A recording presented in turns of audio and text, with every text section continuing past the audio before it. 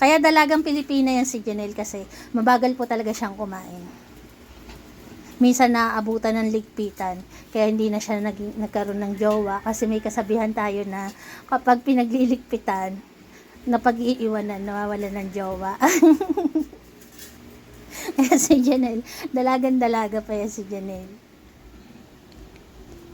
At ayan na nga po, ready na ang kanilang tanghalian. Ang kanilang ulam ay giniling na karne na merong dahon ng malunggay at dahon ng ampalaya.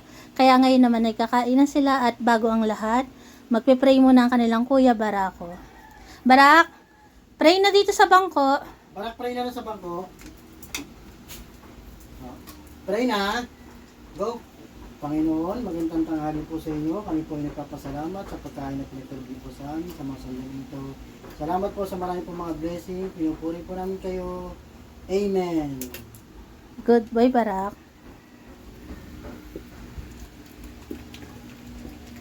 Hintay.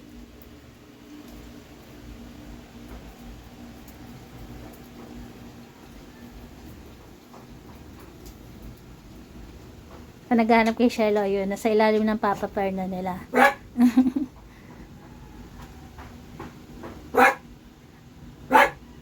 Kain na.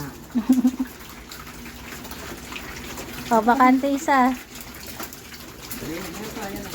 Yung kay Copper pa. Copper, doon daw. Diba yung kapag? Sige na, Copper. Tingnan niya na, nalilito si Copper kung saan siya. Naligaw ka, Copper. Ayo. Ayun sa'yo na yun.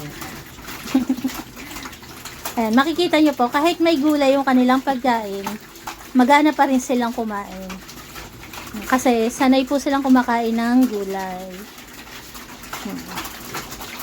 May dahon niya ng ampalaya.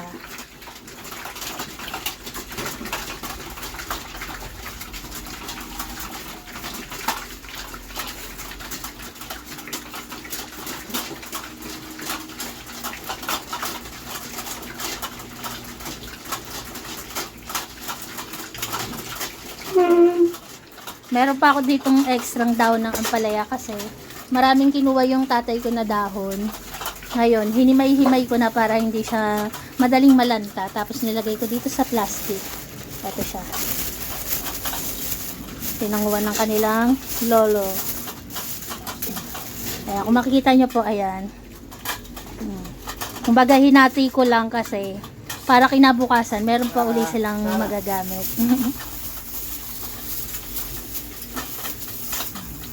Ayan po, nairaos na naman ng aming Barako family ang kanilang pananghalian. Maraming salamat po. Oh, dahan-dahan. Maraming salamat po sa nakaka-appreciate ng aming video na to. Salamat po sa inyo, lalo na po sa tumapos ng aming video. Salamat po, salamat. God bless po sa atin. Mabagal talaga kumain si Janelle. Si Janelle naman ngayon ang mabagal kumain. Dati pa naman mabagal na yan. Pero ayan na, yung iba simot na. Salamat po. God bless po sa ating lahat. Salamat.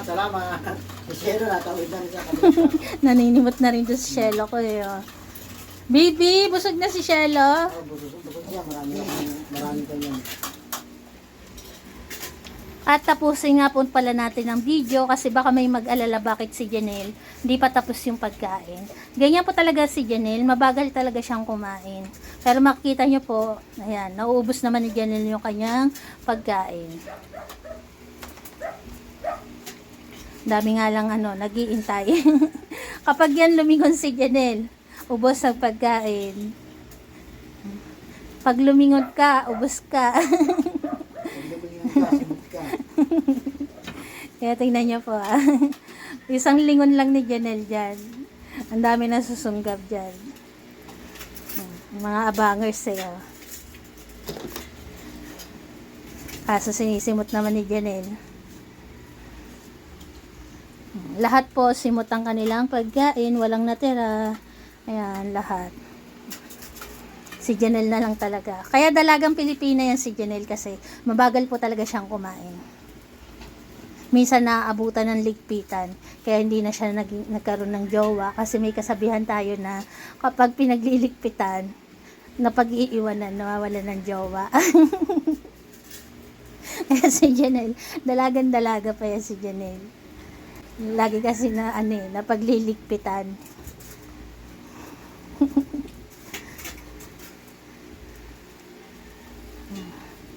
Janelle, magliligpit na ulit si papa mo.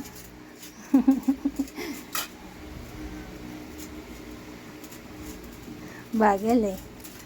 Minsan po kasi mabagal talaga siya kumain. Lalo na kasi yung ngipin niya po kasi hindi siya ganun kaganda yung ngipin ni Janelle.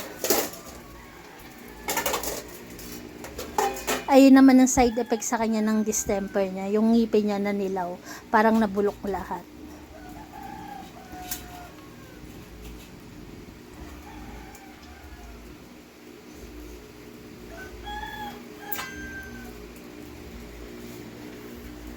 Bagal talaga ni Janelle. Oh. Ayan na. Iniwan na ni Janelle.